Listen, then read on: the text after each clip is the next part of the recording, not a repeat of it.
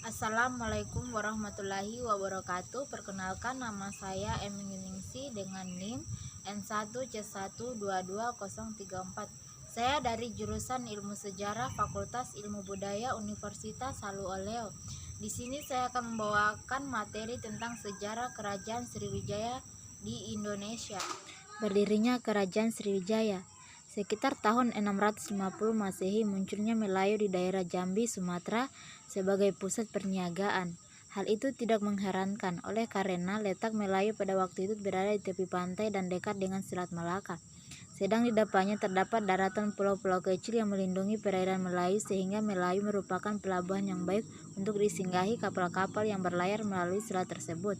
Tahun 683 Masehi muncullah Kerajaan Sriwijaya di daerah Palembang yang tak kalah strategis letaknya, agak jauh dari laut tetapi dihubungkan oleh Sungai Musi yang baik untuk berlayar. Dengan letaknya yang agak dalam, Sriwijaya pun cocok berlabuhnya kapal-kapal dagang karena terlindungi dari bahaya badai atau perampok-perampok yang berkeliaran di lautan bebas.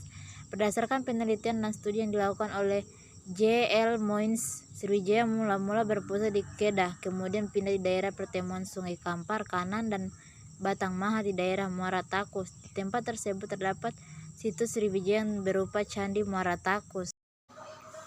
Peninggalan Kerajaan Sriwijaya. Sriwijaya merupakan sebuah kerajaan besar pada masanya, oleh karena tidak mengherankan jika memiliki berbagai peninggalan yang mengandung catatan sejarah kebesarannya.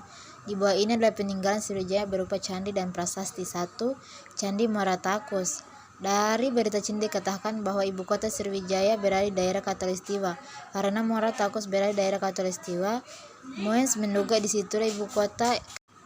2. Prasasti Kedukan Bukit. Dari Muara Takus dengan satu kekuatan yang besar, tentara Raja Sriwijaya menyerbu ke daerah Palembang dan menguasainya. Hal itu diberitakan dalam prasasti Kedukan Bukit tahun 680 Masehi.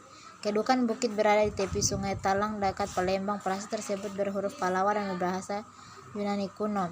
Menurut N.G. Krom, kejadian itu adalah penyerbuan tentara Sriwijaya dan Minangkabau untuk menguasai daerah Palembang yang berada di bawah kekuasaan Kerajaan Melayu. Kemudian daerah Palembang dijadikan pusat Kerajaan Sriwijaya.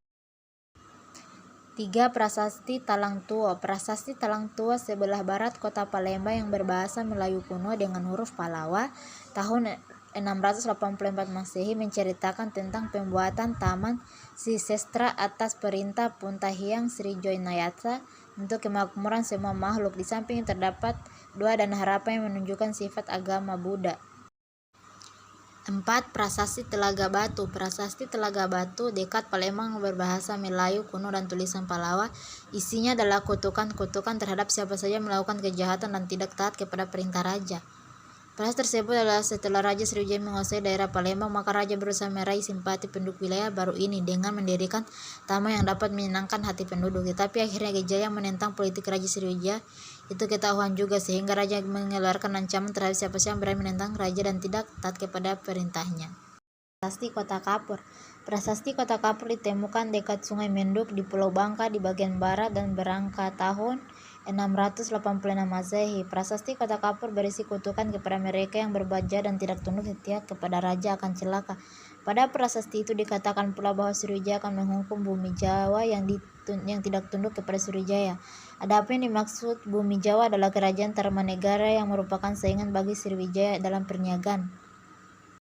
Baik, itulah paparan materi saya tentang Kerajaan Sriwijaya. Sekian dan terima kasih. Wassalamualaikum warahmatullahi wabarakatuh.